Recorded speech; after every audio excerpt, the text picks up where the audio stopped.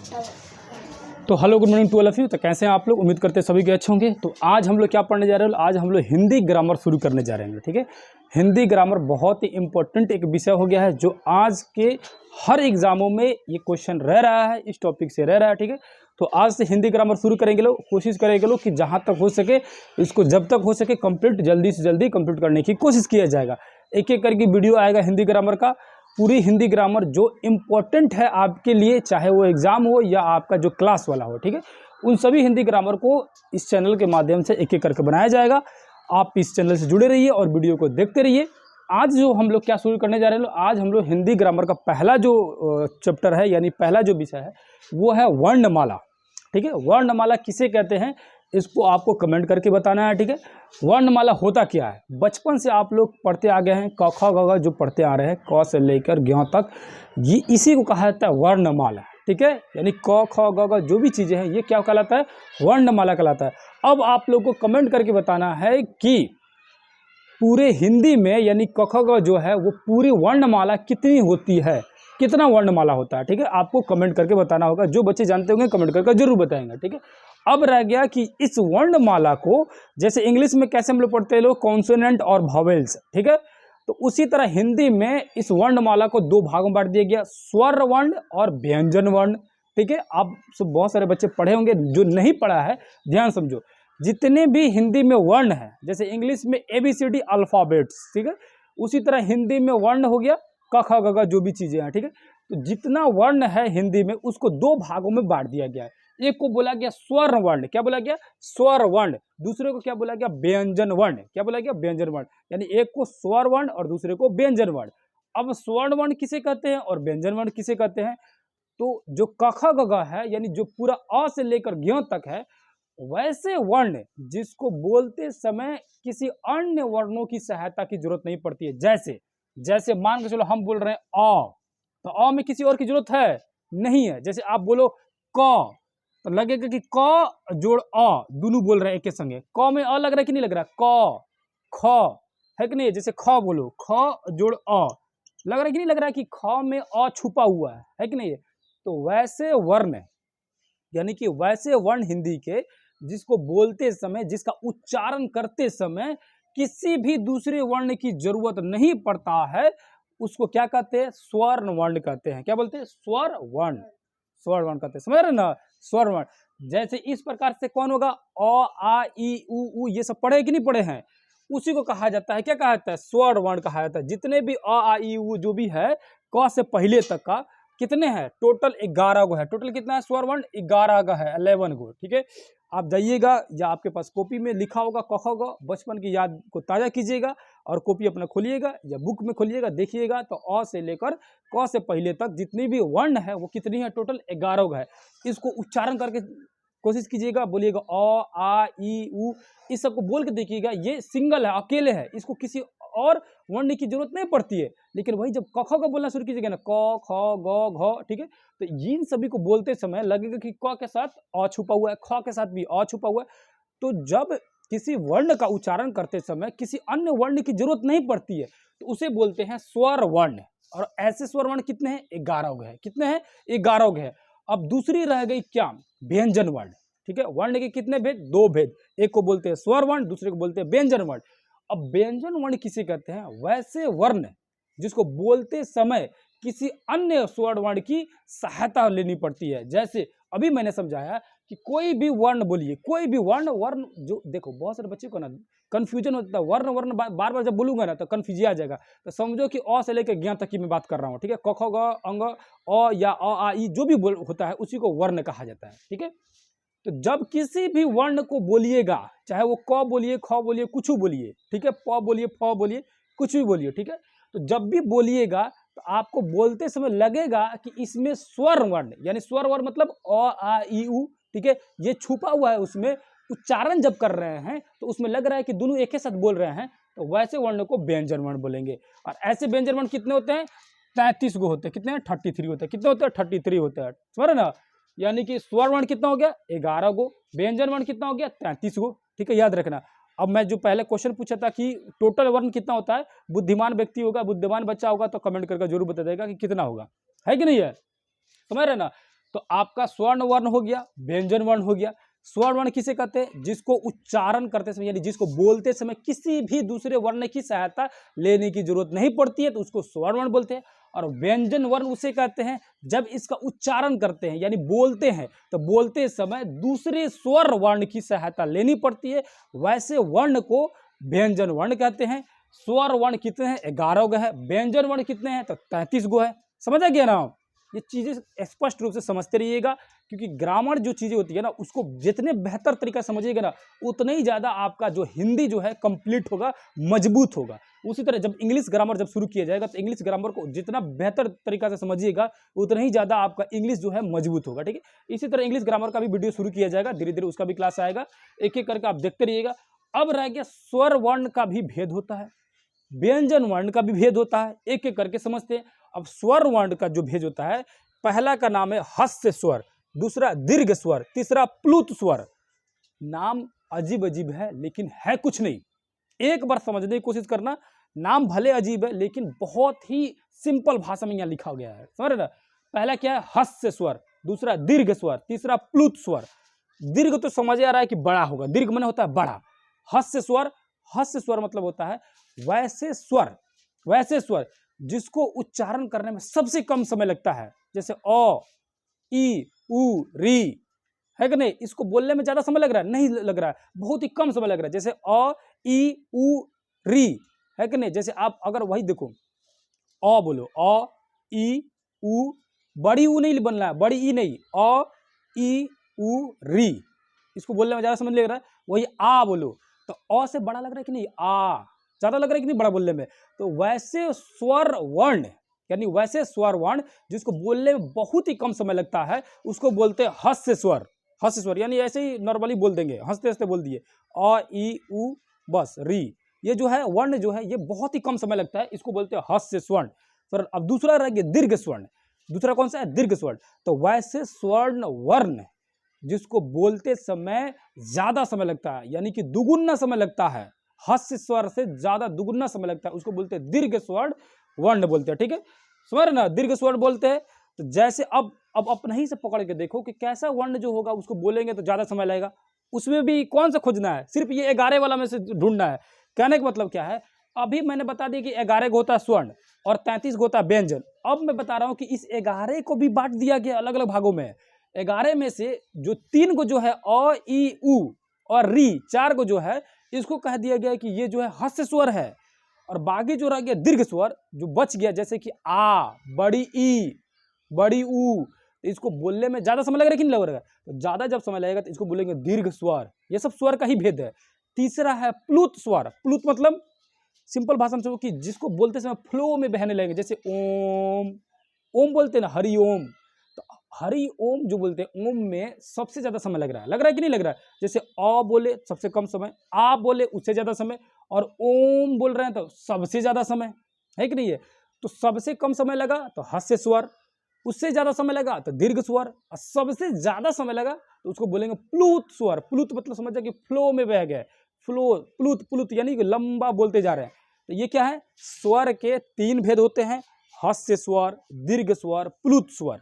समझ है ना? स्वर किसे कहते हैं समझ आ गया, बता चुका हूं कि स्वर वर्ण किसे कहते हैं। सबसे पहले समझते हैं वर्ण किसे कहते हैं। तो जितना भी अ, आ, ई, क, ख, ग, घ से लेकर ज्ञ तक सब वर्ण कहलाता है।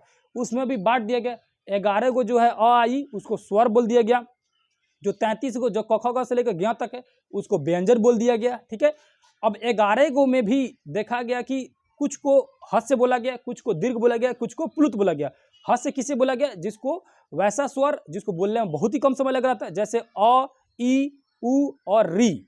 और जिसको बोलने में ज्यादा समय लग रहा था, जैसे कि आ, बड़ी ऊ, बड़ी ई, इसी तरह के जो भी है ए, औ, औ, जो भी, जो उसको उच्चारण करके खुद, यानी उच्चारण मतलब बोल के देखिएगा, जिसमें ज्यादा समय लगेगा वो सब दीर्घ स्वर होगा। ठीक है, अब प्लुत स्वर।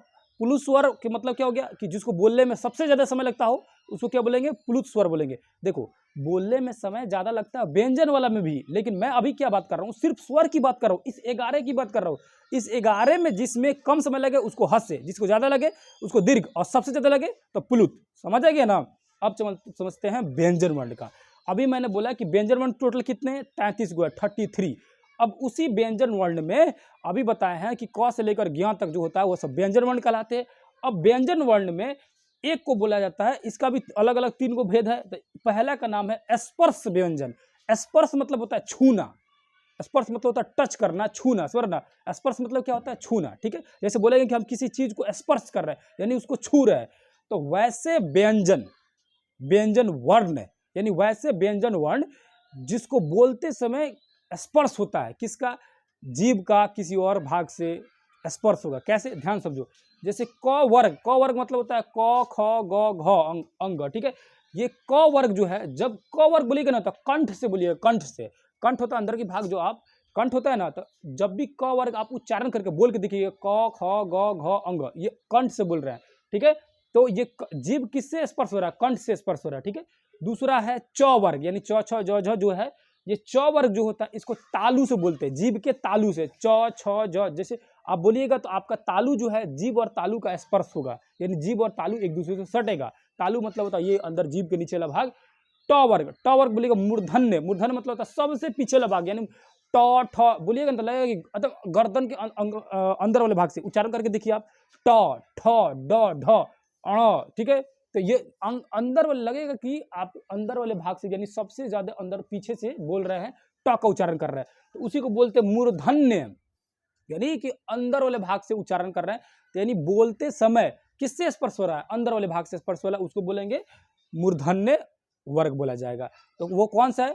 अब मान के चलो क्वेश्चन पूछ देगा कि ट जो है किस व्यंजन वर्ण में आता है, कौन से में आता है? तो मूर्धन्य में आता है। च बोलेगा तो किस में आएगा? तालु में आएगा, ठीक है। और बोल देगा क ख किस में आएगा? तो उसको याद करेंगे कंठ में आएगा, ठीक है, कंठ में। इसको उच्चारण करते समय किसकी सहायता लेनी पड़ती है? कंठ की सहायता लेनी पड़ती है। अब रह गया तथ दद, यानी तथ दद किसके में आएगा? तो दंत में। देखो जब भी बोल रहा है तो जीभ देखना, दांत से जो आपका जीभ जो है दांत से सटेगा। त थ द ध न, ये बोलोगे ना तो जीभ और दांत दो एक दूसरे से सटेगा, ठीक है। तो जो वर्ग जो है इसको बोलते समय किसका किसका स्पर्श होता है? तो दांत का स्पर्श होता है जीभ से। अब रह गया प फ ब का। तो प बोलो, देखो ना, प फ ब भ भ, ये आप प फ बोल के देखिए, बिना होठ सटे हुए बोल ही नहीं सकते हैं। बोल के देखिए, उच्चारण करके देखिए, प फ ब भ म, बोल के देखो, बिना सटाए बोल के देखो, नहीं बोल पाओगे, सर ना। तो वैसे व्यंजन वर्ण बताइए जिसको उच्चारण करते समय आपका होंठों का स्पर्श होता है। स्पर्श मतलब होंठ आपस में सट जाते हैं। कौन सा कहलाएगा? प वर्ग वाला, यानी प फ ब भ म जो है, ये वर्ग वाला क्या कहलाता है? जिसका उच्चारण करते समय किसकी सहायता लेनी पड़ती है? होंठों की सहायता लेनी पड़ती है।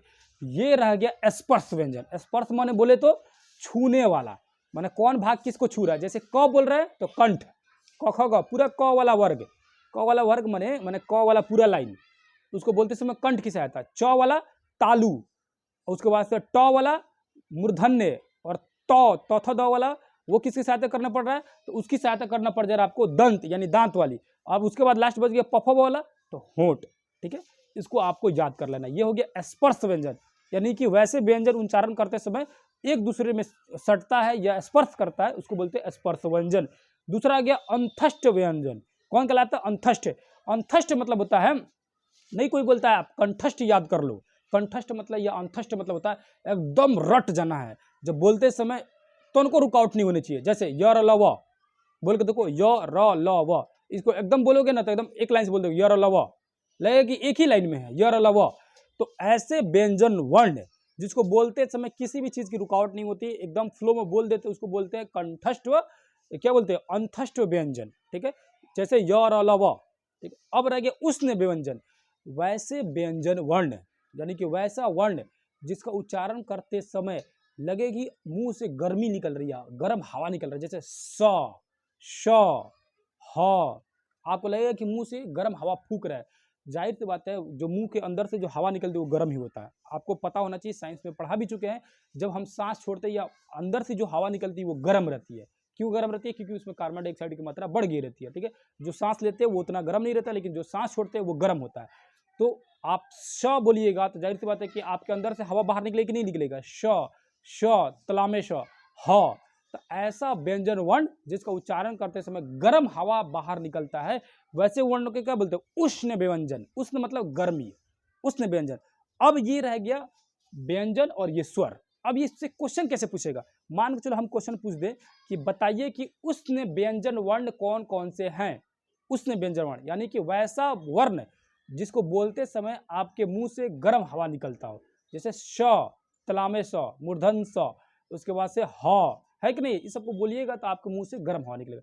अगर क्वेश्चन पूछ दे कि बताइए कि कौन सा ऐसा व्यंजन वर्ण है जिसको बोलते समय कंठ की सहायता लेनी पड़ती है, तो कौन हो जाएगा, क, ख, ग, घ, ड़, इसको कंठ से बोलना पड़ेगा। अगर पूछ दे कि कौन सा ऐसा व्यंजन वर्ण है जिसको बोलते समय होंठों का स्पर्श होता है, यानी होंठ आपस में सट जाते हैं, जैसे प, फ, ब, भ, म, है कि नहीं है, इसको बोलिएगा तो देखिएगा होंठ सटना ही है, बिना सटे हुए बोल ही नहीं सकते, है कि नहीं है। तो ये हो गया व्यंजन, ये हो गया स्वर। आपका ये टोटल वर्ण माला जो है, पहला जो ग्रामर, हिंदी ग्रामर का चैप्टर है, ये कंप्लीट हो गया। ये चीज़ें क्या आपको समझ आई कि नहीं आई, इसको कमेंट कर जरूर बताना है। अगर नहीं समझ आ रहा होगा तो आपको कमेंट करके पूछ लेना है कि जिस भी तरह का आपका डाउट होगा, ठीक है, ये आपको बेहतर तरीका समझना। और ये रह गया आप लोग का ऑनलाइन क्लासेस, अगर नहीं समझ आएगा तो आप लोग ऑफलाइन आइएगा, यहाँ पे जो भी बच्चे आ रहे हैं पढ़ने के लिए आकर क्लास में पूछ सकते हैं कि ये चीज़ें हमको नहीं समझ आइए, उसको डाउट क्लियर कर दिया जाएगा, ठीक है।